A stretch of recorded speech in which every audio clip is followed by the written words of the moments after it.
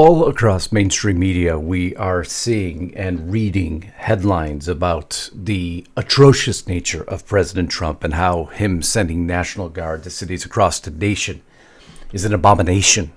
How dare he reestablish the rule of law and order in big cities? How much they're fighting against it because, he's going to seize elections. He's going to seize control of the cities. But, they're not looking at what's happening in the cities, nor the victims, nor the situations that are unfolding, nor are they listening to the cries for help. And then it happens. An image comes out. One so disturbing, heartbreaking, gut-wrenching that it destroys everything.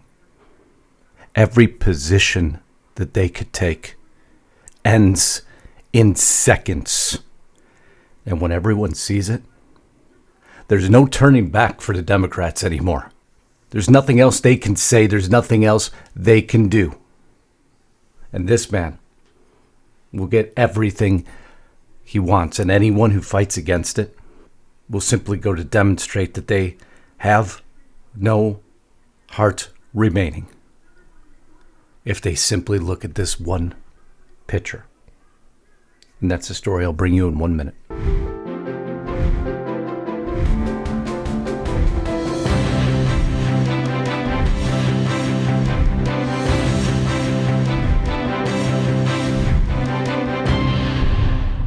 So one of many stories we're going to be covering today as we kick into the second part of this podcast later on. As we move forward into an argument I told you would be coming up, Second Amendment is under fire. It's about to take a gender test. What I warned you was going to explode. Something allegedly coming out of the Department of Justice, Pam Bondi's Department of Justice. A test that wasn't simply going to go away. No, this one's going to be challenged, but we have a lot to cover, a lot happening over the last 24 hours. If you recall this story, I'm sure you've heard about it. Massive immigration raid at the Hyundai mega plant in Georgia, leading to 475 arrests. Now, if you recall history, you'll recall this statement made by the Biden administration. Statement by President Joe Biden on Hyundai investment in Georgia made on October 25th of 2022. His proud announcement. His economic agenda passed by Democrats in Congress rebuilt our manufacturing and infrastructure. Hyundai's commitment to invest more than $5 billion and create more than 8,000 jobs making electric vehicles and batteries that will help boost the entire community. Brings some jobs to American families. Brian Kemp joining right in on that facility. Just turns out, I guess, not all those jobs were for American families. Now, were they? You see, we never forget here at Restricted Republic. We like to remind the American people of what's going on and warn the American people about what's to come. Just like Zoran, which we continue to warn. Now, shockingly, CNN actually did their job in an interview with Zoran, where they called him out for exactly what he is, which is devoid of any leadership that will lead to anything of any positive nature for the folks out there in New York City. Listen in here for a minute and tell me what you think. I know. Just sit back, because CNN did their job. There are more than 1,000 grocery stores in New York City. I'm proposing creating 5 additional ones, one in each borough of New York City that the city would run, and that would guarantee cheaper groceries, not free food, but cheaper groceries right here in New York City. But there was another example in Kansas City where they had a government-run grocery store, and it's been there for years, but it's on the verge of closing because it doesn't work. They've been riddled with crime. They've dealt with just a lack of inventory. There are other examples where it just hasn't worked because, frankly, the government is not that good at being in the business of being in grocery stores. I know you're probably as stunned as I was. Abby Phillips, congratulations for doing what journalists are supposed to do and actually challenge these folks with real facts and figures. Now, if you just called him a socialist for what he is, I'd appreciate it more, but I know that's probably going a little bit too far. A lot to cover, actually. Did you see this exchange with J.D. Vance? Killing cartel members who poison our fellow citizens is the highest and best use of our military. This seems tough to absorb for those of the left. Out comes Brian Krasenstein, killing the citizens of another nation who are civilians without any due process is called a war crime. I don't give a blank what you call it. Oh, Bryan Cranston wasn't quite happy with that response. Killing 11 people in the way that could be classified as an extrajudicial killing under international human rights law, potentially exposing U.S. officials to responsibility. Good luck in 2029. Any idea what the penalty for such a crime would be? Well, Brian, you should probably also have been aware what some of the penalties should have been with you and your brother, correct? I mean, should we remind folks of what you two were accused of? I mean, let's be fair here. I mean, if you're going to go talking about crime and law and repercussions, today we can exclusively reveal that in relation to their operation of both forums, the DOJ has accused the Krasenstein brothers of wire fraud. I mean, if you want to be fair, I'll make sure my audience is also aware of exactly who you are. But, you know, to JD Vance, good job. Thank you for just calling these folks out for exactly who they are. And now exactly who I am, which is thankful for you, for helping this channel to explode. And that's because of you. Yeah, my efforts hopefully had a little bit to do with it. You've shown appreciation for that by doing some of what I've requested of you, which is to show the algorithm this news matters. And you've done that by subscribing, by assuring your bell is checked to all so you're alerted to these broadcasts, by putting a comment, by sharing the video, by putting super thanks, by joining as a member here, all of which tells the algorithm on these public platforms that this news matters. And by doing that simple move, it has shown it, and suddenly the videos are being shared and the platform is exploding. This portion of our platform of Restricted Republic, I'm going to continue this broadcast on to the Second Amendment argument over at restrictedrepublic.com, the other portion of our family. I'd love you to join us over there because we need to keep these lights and cameras on. How do we do that? We do that through our efforts and through sponsors just like Chapter. You know, it's always nice when you have folks that actually can provide you savings. Have you called? Free phone call, by the way, 805-619-5011. Do you know by calling them, the average person saves $1,100 a year? My audience has already saved thousands. Millions don't even know that they don't have the best Medicare plan. And by calling these licensed Medicare professionals at 805-619-5011 through a free phone call in under 20 minutes or less, many find out that they don't have the best Medicare plan. It's all right. It's a confusing system.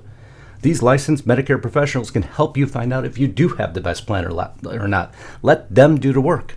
They simply provide you options. You decide through a free phone call in under 20 minutes or less. Find out if you can save money today or not. Seems like a worthy phone call, huh? What's the worst that can happen? You do have the best plan. Congratulations, you'll feel better about your day. If you don't, you'll save money and you'll feel better about your day. Not a bad phone call to make, huh? The folks at Chapter, thank you for helping me to bring this video. I hope you'll give them a call. Again, 805-619-5011. Love you to call them. Now let's get back to this video. Oh, we're going to be talking about this a little bit more. Did you know Catherine Heritage just covered a new memo, just brought this out exclusively? A memo from Comey. Many people haven't heard about this yet. As a matter of fact, it goes to show, and I'll read it verbatim what she says. Exclusive handwritten Comey note reveals that the Obama administration embraced the Russian narrative and internal debates course of action. Declassified via the FBI and Kash Patel. October 26th election update, 2016. What are the circumstances in which we can imagine taking action after the election? I can't picture it, so why threaten anything? Aren't all serious options really off the table because we will not do anything after the election? So the context she gives is after the 2016 election, declassified intelligence records via DNI Gabbard conclude foreign adversaries did not use cyber attacks on election infrastructure to alter the U.S. presidential election outcome. And so Comey doesn't appear to want to take any of this off the table. And what are we going to do after the election? But that's not the only memo that she found or was declassified. No, she goes further. In a next update, declassified by the FBI and Kash Patel, Comey notes October 5th, 2016 reveals outgoing Obama administration embraces the narrative that the Russian election meddling would impact outcome of the 2016 election, although it was proven now by DNA Gabbard that it did not. What is the goal? to inform the U.S. people about those disrupting Russians? The timing, October 7, 2016, DHS-DNI joint statement affirms Russia meddling. These thefts and disclosures are intended to interfere with the U.S. election process. And there you go. Another memo comes out. It appears this was a little bit more known and discussed than anybody wanted you to know. And that's the first, what they're declaring, hard evidence that everyone said didn't exist. And there'll be a lot more developing on this story that we'll bring to you shortly. And we'll continue to watch for it. But we got to come back to this big story about all these folks poking into Trump stories. You know my love for Senator Duckworth, don't you?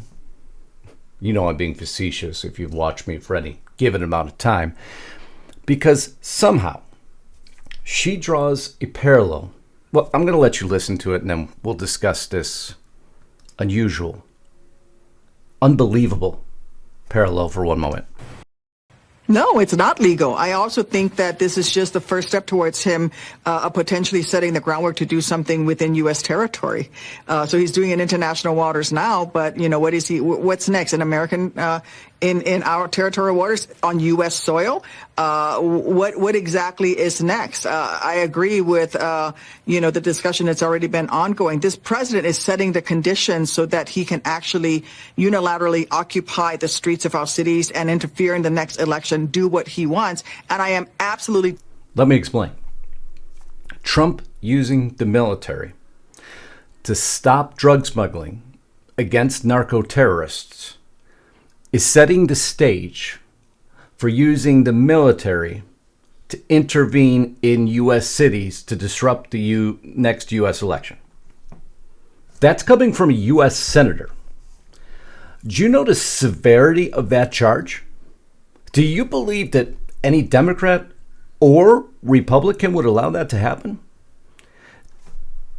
The irresponsibility level of Senator Tammy Duckworth to even state that on a public airwave, and we accept this as normal? No one should accept any of those words as normal in any way, shape, or form. That rhetoric is beyond crazy to even say. And these folks just, because they're not getting any reaction from their constituents, keep upping the crazy rhetoric to a point they're like, well, nobody's responding. So let me just keep bringing this up to a level that maybe I'll get a response. Not even thinking about the craziness that they're talking about. I can't believe these clips we're finding. And the fact that MSNBC or CNN will even play them is outrageous. But nonetheless, what shouldn't go to surprise me anymore, right? I love the smell of deportations in the morning. Chicago ought to find why it's called the Department of War. Now, do I technically agree with all of what Trump's doing? No, I actually don't. Sometimes I think he pushes a little bit too far. I know he's king troll. I get it. But he's also president of the United States. Now he's trying to keep people off their footing a bit, but let somebody else do it. Let somebody else handle this. And you deal with the fallout. You don't want to be the guy in the front lines at all times, but he's always done this. I get it. Do I personally agree with this? Nah, I don't. Just putting it out there. You know I'm always that way. But do I agree with what he is attempting to accomplish? Absolutely.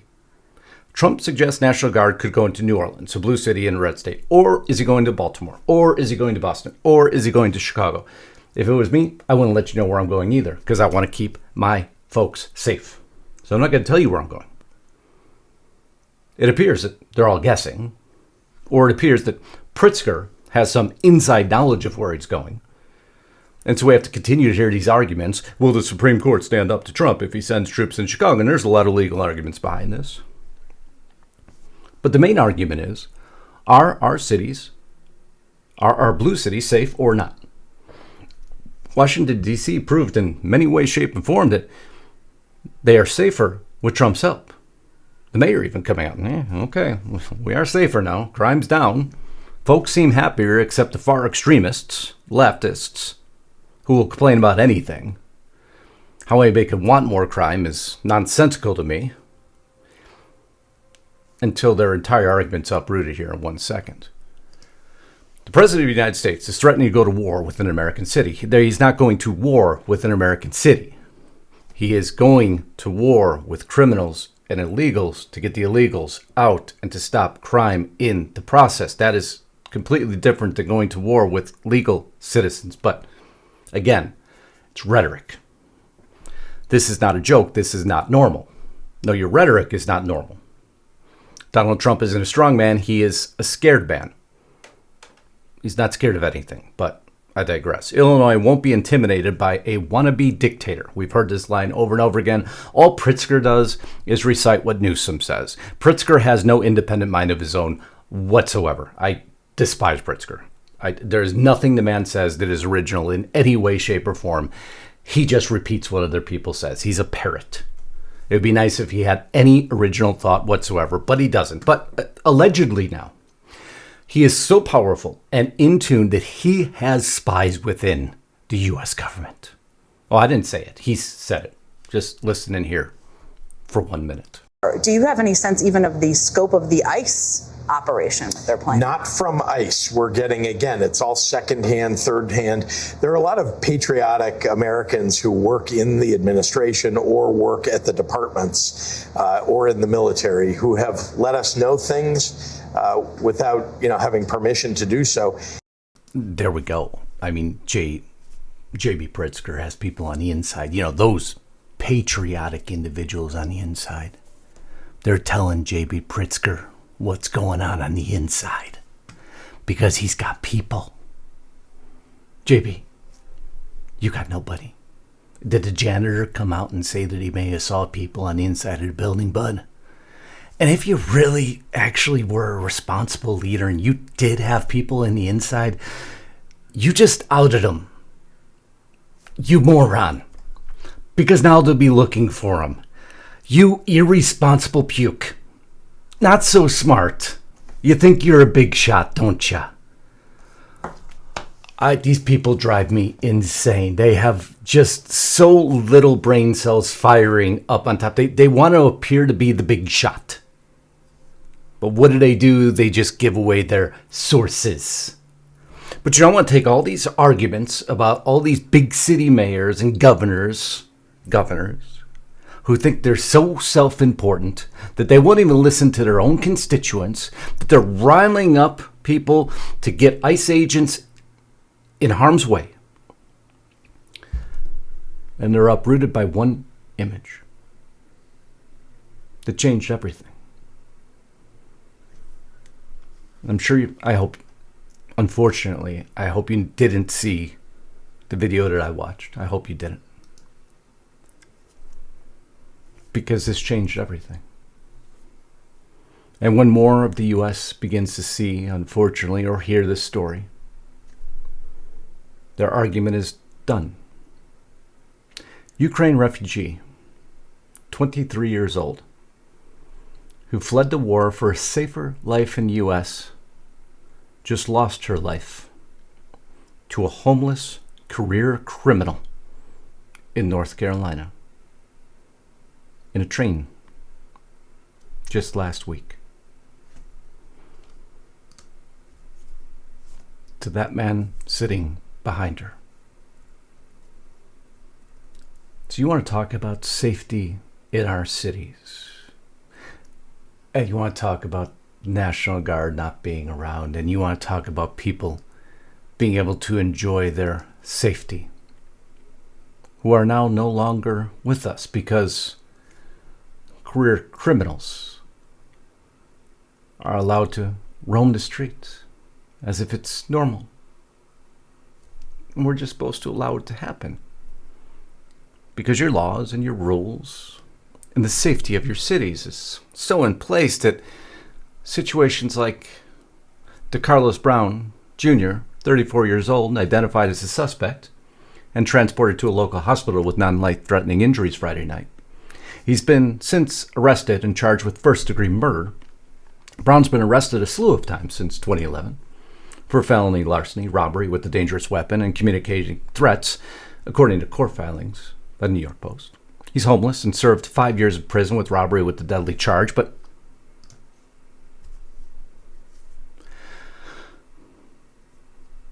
last moments before that young lady's life ended. I won't show you anything else because I don't show blood and I won't show violence. Won't do it here. That image should change everything. Because the cities aren't safe, are they? Washington, D.C. wasn't safe, was it? And a young hero changed that city. So Pritzker and Boston and Baltimore, who want to argue against Trump coming in, President Trump coming in, then the National Guard coming in, I want you to take a deep breath. Because you can fight against President Trump all you want. But you can't fight against an image of a young lady who came here to be safe and lost her life in our cities. So you could shut up. And until you're able to keep your own cities safe, you obviously need a little help. Unfortunate timing for you now, isn't it? But you see, it's always been there. But now everyone's watching. Before we move on now to the next portion of this podcast and the Second Amendment argument I told you was coming up,